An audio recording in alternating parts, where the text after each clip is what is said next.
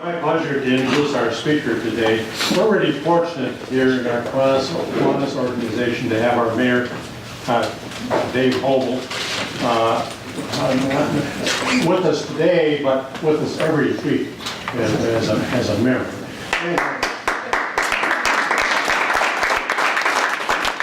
I don't want to ignore our former mayor.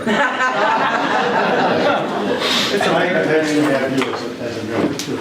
But there's a lot of things I don't understand about how the police chief gets his job, is supervised in all this kind of stuff, and whom he is responsible to. And thought that Dave would be a good person to come and give us some background. Dave? Thank you. I didn't know I had a supervisor. Good thing you came today. Again, I'm not the expert, but actually, being mayor, Phil Pryor is actually the chair of the police commission. Again, Mike Hunter, he will, if I say something wrong, Mike can correct me. Got Phil Helgeson, city attorney, he can speak up, and then Eric himself if they know something I'm missing. But basically, the police commission is who hires the chief for the city of Prescott. None of the council does that. And I got a book, there's a handbook put out by the state. It's police and fire commissions. It kind of dictates what they do and can't do. Basically, back in 1890, real quick, it just said that the Wisconsin legislature decided that there should be a police commission that does the hiring for the police chief. Back in the day, it was always political, on the politics side of it. They said we want to get the politics out of it. No longer commission. And a council person could be on there. They just couldn't be paid for being on the commission. Right now, none of our commissions or committees get paid in the city of Prescott. Basically, you have to create a police commission if you're over 4,000 as a city. I think the city of Prescott started long before we were at 4,000. The commission is appointed by the mayor and approved by the council. So if you're really bored and want to get on the police commission, let me know. I'll put you on the list because everybody loves the police commission, especially when you get paid and you got all that stress to put into it. But basically, I just take nominations, whether the council gives them to you, come to me and say, I wouldn't mind being on this committee, board, commission. I'm the one, the mayor, as the mayor right now, but the mayor's the one that appoints it, brings it to the council, and the council has I think one meeting. I present them at one meeting, and they have the chance to, they go out, hey, is Beth a good candidate or is she not? And then at the next one, the council will approve that appointment. The commission only meets as needed.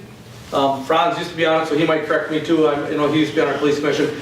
They can meet monthly, but really they're only need to meet to hire, fire, and do discipline. They sometimes can get special powers where they actually oversee the police department as well. That's not done as often, but hire, fire, discipline. So they meet as needed, usually once a year to just go over everything, or during the hiring process. The duties they may do is they appoint, suspend, or remove anybody, the chief. That would be their job, not the council. If there's an issue with the chief and they need to remove him, it's the commission that would go through that process. They also approve appointments by the chief. So if Eric says I want someone to be my sergeant, it goes through the police commission. They review, say yes, that's a good candidate. They do examination eligibility list also, so the commission will, with the chief now, it took us over a year. That's one thing the book, as I read through it real quick too, it says don't run through it. You want to make sure you get the right person. Eric could be a good chief here, but maybe this community they need someone with different qualities than Eric does. And so they say don't rush it, because once you do hire a chief, you can't just say, you know what, we're going to put him on a probationary, he's got a year to make the right call. No, you can't do that, if I'm not mistaken. Once he's appointed, and you have to have real just cause to get rid of the chief. You can't just say, we don't like you anymore, you're gone. So the commission would be in charge of that. Also eligibility list, it's not only do they hire the chief, but they also do the officers. So we just hired 2 new officers. Who are they? Nick Jacobson and Eric Lerner from the area. So 2 new officers, and then as Franz would know too, is there's an eligibility list. So they might say, okay, guess what? We might be losing someone in the next year, retirement, whatever. You can take a bunch of officers, put them on an eligibility list, and these are people you could hire if Eric needs more help. Someone leaves, they'll say, I want to pick that one. They say, yep, we'll accept that. So they do an eligibility list, and then they also, and correct me if I'm wrong, Franz, and Mike might know too, part-timers, do they have to be on the eligibility list, or does the chief have the right to? Do you remember? I still think it's for some reason at one point it was the chief would do it. One chief did, right, Franz? And it really should go That was through. legal. Right. So that's right. I think at one point the chief was just, he would pick guys because I needed part-timers. Now I think technically it is supposed to still go through the commission as far as even part-time police officers. Because they'll do the examination, so like hiring the chief, and as well as the officers, but hiring a chief, they check for his administrative, what's his background? What kind of experience does he have running the department or just people in general? Then there's psychological tests, they require that to be done. And then an oral interview, which our commission did, background check, and then medical examination. That's what any chief candidate has to go through before they're hired. And again, then the commission has to determine, okay, psychologically, health-wise, blah, blah, blah, does he meet all of our qualifications? And sometimes the psychological might be a reason to say, no, he's not, he's one of these, he's an introvert, he likes to work by himself, he probably wouldn't be a very good chief, So they use all those factors in hiring. And then, yeah, as far as to get rid of Eric, let's say I said, I'm having a problem with Eric, I could write up a deal and take it to the commission and say, here's why I think he should, and then they were gonna investigate, saying, okay, Dave, you just have to grudge against Eric today, or did he really violate whatever, two things in the worst interest of the city. Yes, Eric, I'm your supervisor, that's one thing I've learned. I don't supervise as much, I'm more of a, as long as I don't hear a whole lot, I don't say a whole lot, I don't ask a lot of questions. I'm a government employee, so I don't like to be micromanaged, so I try not to micromanage the city staff now. I always say you can blame me for stuff, just let me know when I'm going to be blamed, and if I need a direction, I can always point what direction you want to go. So I'm fortunate that way. I know with Doug Ducklow, right? One thing I'd like to do is talk to him and say, hey, he's been in law enforcement long enough too. What things should I kind of watch as far as on the department and the chief? What are the things that I maybe should keep an eye on? And I'd like to meet with the chief. He does it once a month, once a quarter. This just depends on what I hear and how things are operating. Other than that, I don't know if you have any questions. Again, police commission really has the authority. It's that non-political part of hiring chiefs and the police officers. Any questions? Yes. So, I don't, and I'm sure you know, but you didn't really want to talk today, did you? Oh, I don't. He's on next month, so I said, no, he doesn't need to talk. He talks Okay, so we have this governing body, and is it or isn't not true that our policies and procedures had fallen through the cracks? Absolutely. Okay, so Or just didn't then, happen. who watches that now that we know that this could happen? Well, see, that's where, go ahead, Eric wants to answer. It's all No, that's me. okay. It's me. So basically, the department, we had Doug Ducklow do that. He kind of did them for us. The commission though also, the police commission did review some of it just to say, hey, he's saying, here's what the policy, I think the state says. Do you have anything that you think, maybe modify a little to Prescott's liking? So the policies are what the city wants, not necessarily what the state says you should have. It's what you want. So the commission does more of the setting up of the policy. As far as enforcing would be Eric and or the commission, and then myself. So if they fail again, because I'm sure we had policies and procedures, right? At one point? Do you remember, Franz? Do we have good policy and procedures back in the day? When Bondarenko was here, we had a fairly well, he was trying to reestablish some. I think under Mike Bondarenko, you had them. I don't know if they were good or bad. Simple, or yeah. So, and so we did have that assessment done. If you remember, the city said, let's do an assessment on the police department. What do we need and what areas are we lacking? And that's where one of the lacking was, like Franz says, there were policies, but they were pretty vague and pretty bland. And so we beefed them up to the point where, yeah, they're a little more, I think Phil even had to look them over just to kind of what's the city's liability side of it. So there was that. What else am I going to say? Any other questions? Well, it could be yes, or I know that. None? Michael? Dave, just to compliment yourself and the police commission, past and present, on taking the job on for one thing and then doing a pretty good job. My 2 cents worth on it, and I'll ask the question, is that it's really a tough job. It's a tough job in the city. To be the chief where you have to show, you got your law enforcement duties, but you also have to be a leader.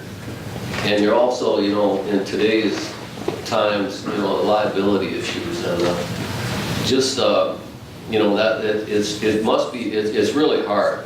I know they face a police shortage in a lot of parts of the country because of all the rules and all the potential pitfalls that you run into as a policeman. And to ask somebody to come in, and when you're at this level, at the city of Prescott, I don't know that they compensate what people deserve. And I'm saying that as an outsider that pays taxes, but, are you guys finding it, and maybe this is a question for Franz too, because he served on the committee, are you guys finding it harder to find qualified candidates and is your list of qualifications growing with all the issues that go into a policeman's job, police chief's job right now?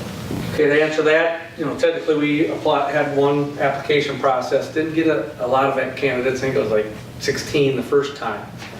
And, where they there's a few that made it towards the top, but didn't quite, get chosen. And then, of course, what we were told is you're not paying enough. So I think we jumped the wage from, it was like 75, 76 to I think 85, somewhere in there, or at least up to 85. So it took, that's one place where the council does have control over the police department. If we really don't like the way it's run, we just pull all their money back and say, okay, we're gonna control you a little bit. I mean, that is true, it's reality. If we think you're overstaffed, we'll pull money back. But that's one thing we learned is even a couple officers at River Falls, you're still not paying enough for the chief, since I worked there, I get that. Well, we did bump it up. And so the second round, we had some more candidates, some more qualified, and from a little farther away. And even for the part-time, or for the full-time officers, I mean, the pool isn't big because unemployment's low. And again, I think, like you say, a lot of people don't want to be a police officer because guess what? I look at someone wrong, I'm going to get sued because I'm discriminating here or there everywhere. So, I don't know if that answered your question. I would just guess that it's getting more and more Tougher. difficult is what the deal is. And we've got our issues here where, there's a big need for enforcement, during the summer months, weekends and such, and yet at the same time, you have to be cognizant of the budget, so it's a tough deal. It's really hard. It's hard to, I don't know what the percentage of your budget is now, Dave, but I know when we hired one city administrator, his first recommendation to us was to hire out the department, to not manage it ourselves, but to hire it out because it takes up that much of our budget. Public safety is a majority of the part of the city budget, no doubt. Yeah. But it's necessary. Are there city councils who don't give up that responsibility with the commission? There's no decision. The state statute says you have to have a police commission. You have to have. Yes, yep, you cannot. I guess if it's under 4,000 residents, you don't have to set up a police commission yet. But it does say you have to have one. The other thing I read in the thing is we could pick a police chief and it could be the River Falls police chief overseeing our department. You have that right to do that. I don't know if that would be the wise choice, but that is an option. Okay? Well, let me mention that. I think it's a good rule because the mayor can put a lot of influence on the police chief. If the mayor is speeding or doing some other thing, police can give them a ticket and not be worried about their job. But there's plenty of politics in small towns and this kind of stuff. You give me a ticket, you're gone, and that's off the table. Or my buddy. Or my buddy, or this a family, the phone, and so forth. So I think it's good. I think sometimes the police commission does not supervise day-to-day the police department. If there is something going wrong, citizens can file a complaint to the police commission. We can have it investigated and made take appropriate action. Hey, Franz, did you have a question yet? Well, I was going to say before when Mike was talking about this question about the eligibility list, so I was on the commission I think for 8 years, right at the end of with Franz too, that I know when I first started the eligibility list we had was 2 years later, we still had some good candidates as we were looking for positions, and towards the end of that time, a year after we did the eligibility list, it was really difficult to find candidates that you were comfortable with that too, so I think it really has tightened up quite a bit. Yeah, I don't think our list lasts more than a year now, and you almost got to redo it. So. Any other questions? If not, thank you very much. Have a great day.